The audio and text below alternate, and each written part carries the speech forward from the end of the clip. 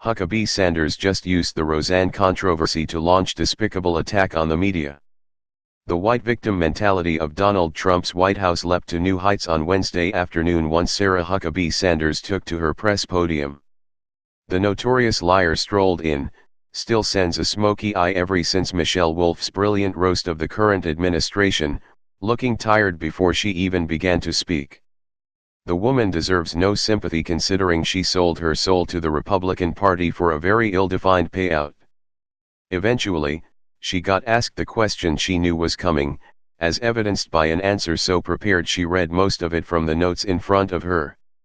Has the president spoken to Roseanne Barr, and why did he choose to address the ABC apology instead of the underlying issue of concerns about a racist comment that she tweeted out? A reporter inquired. Sanders echoed Trump's morning tweet storm, making the cancellation of Roseanne all about him. The president is simply calling out the media bias, Sanders began after noting she is not aware of any correspondence between the shamed comedian and President Tiny Hands. First, Sanders went into the usual diatribe of Trump's incredibly meager accomplishments, especially when compared to his predecessor and the last real president, Barack Obama.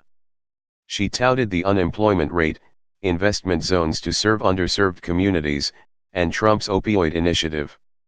For what it's worth, the investment zone is actually called an opportunity zone, and is a piece of bipartisan legislation drafted by Senators Tim Scott, RSC, and Cory Booker, D. New Jersey, and Representatives Pat Tiberi, RO, and Ron Kind, DWI. The initiative was inserted into Trump's tax scam, but was not designed, nor championed by Trump.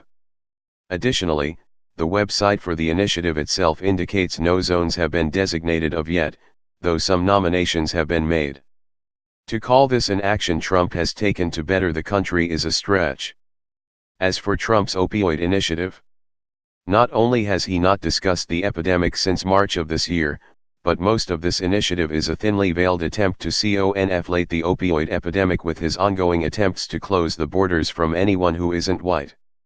She then goes on to discuss the legislation Trump signed this morning, allowing terminally ill patients to try medication not yet approved by the FDA. She pointed out that the bill was ignored by two major news outlets who decided to cover something else.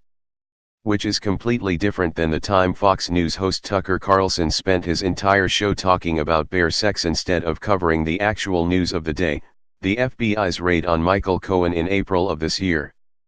But it was her final, Trump-indulgent paragraph that really shocked the newsroom.